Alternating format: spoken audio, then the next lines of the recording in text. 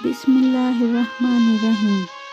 مہاجرین چونکہ انتہائی بے سر و سامانی کی حالت میں بالکل خالی ہاتھ اپنے اہل و عیال کو چھوڑ کر مدینہ آئے تھے، اس لیے پردیس میں مفلسی کے ساتھ وحشت و بیگانگی اور اپنے اہل و عیال کی جدائی کا صدمہ محسوس کرتے تھے۔ اس میں شک نہیں کہ انصار نے ان مہاجرین کی مہمان نوازی اور دل جوئی میں کوئی کسر نہیں اٹھا رکھی، لیکن مہاجرین دیر تک دوسروں کے سہارے زندگی بسر کرنا پسند نہیں کرتے تھے، کیونکہ وہ لوگ ہمیشہ سے اپنے دست و بازو کی کمائی کھانے کے خوگر تھے۔ اس لیے ضرورت تھی کہ مہاجرین کی پریشانی کو دور کرنے اور ان کے لیے مستقل ذریعہ معاش مہیا کرنے کے لیے کوئی انتظام کیا جائے۔ اس لیے حضور اکرم صلی اللہ علیہ وآلہ وسلم نے خیال فرمایا کہ انصار و مہاجرین میں رشتہ اخوت، بھائی چارہ قائم کر کے ان کو بھائی بھائی بنا دیا جائے، تاکہ مہاجرین کے دلوں سے اپنی تنہائی اور بے کسی کا احساس دور ہو جائے، اور ایک دوسرے کے مددگار بن جانے سے مہاجرین کے ذریعہ معاش کا مسئلہ بھی حل ہو جائے۔ چنانچہ مسجد نبوی کی تعمیر کے بعد ایک مکان میں انصار و مہاجرین کو جمع فرمایا۔ اس وقت تک مہاجرین کی تعداد 45 یا 50 تھی۔ حضور اکرم صلی اللہ علیہ وآلہ وسلم نے انصار کو مخاطب کر کے فرمایا کہ یہ مہاجرین تمہارے بھائی ہیں۔ پھر مہاجرین و انصار میں سے دو دو شخص کو بلا کر فرماتے گئے کہ یہ اور تم بھائی بھائی ہو۔ حضور صلی اللہ علیہ وآلہ وسلم کے ارشاد فرماتے ہی یہ رشتہ اخوت بالکل حقیقی بھائی جیسا رشتہ بن گیا۔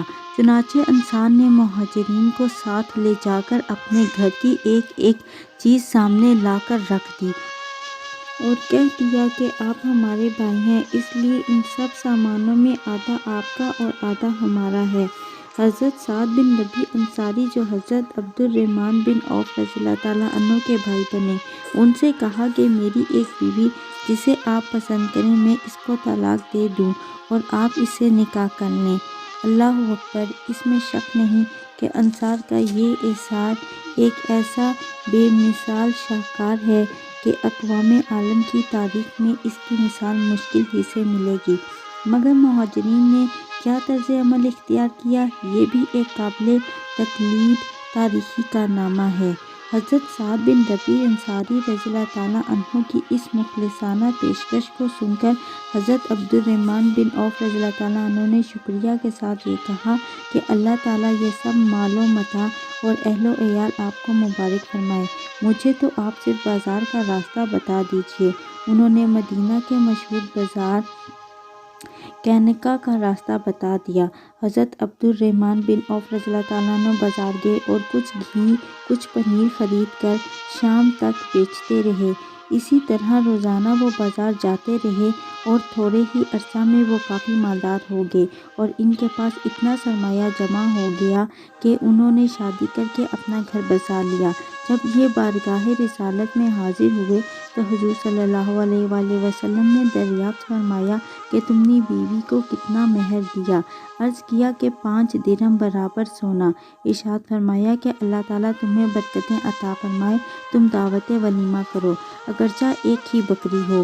اور رفتہ رفتہ حضرت عبد الرحمن بن عوف رضی اللہ تعالیٰ عنہ کی تجارت میں اتنی خیر و برکت اور ترقی ہوئی کہ خود ان کا قول ہے کہ میں مٹی کو چھو دیتا تو سونا بن جاتی ہے۔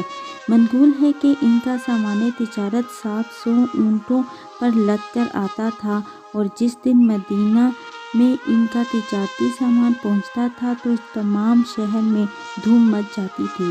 حضرت عبد الرحمن بن عوف رضی اللہ تعالیٰ عنہ کی طرح دوسرے مہاجرین نے بھی دکانیں کھول لیں۔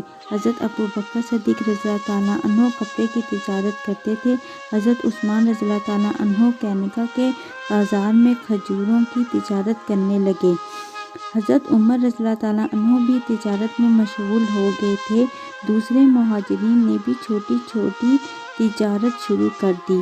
غرض باوجود یہ کہ مہاجرین کے لیے انصار کا گھر مستقل مہمان خانہ تھا، مگر مہاجرین زیادہ دنوں تک انصار پر بوجھ نہیں بنے۔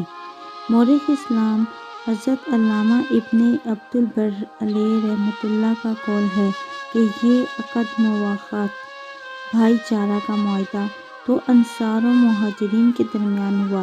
اس کے علاوہ ایک خاص عقد مواخات مہاجرین کے درمیان بھی ہوا، جس میں حضور صلی اللہ علیہ وآلہ وسلم نے ایک مہاجر کو دوسرے مہاجر کا بھائی بنا دیا۔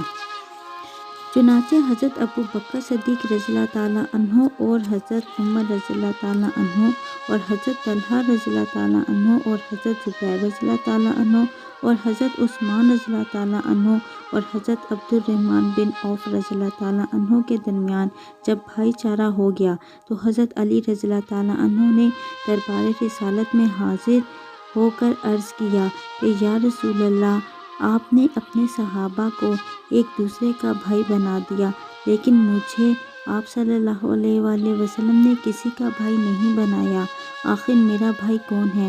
تو حضور صلی اللہ علیہ وآلہ وسلم نے ارشاد فرمایا کہ یعنی تم دنیا اور آخرت میں میرے بھائی ہو۔ جزاک اللہ۔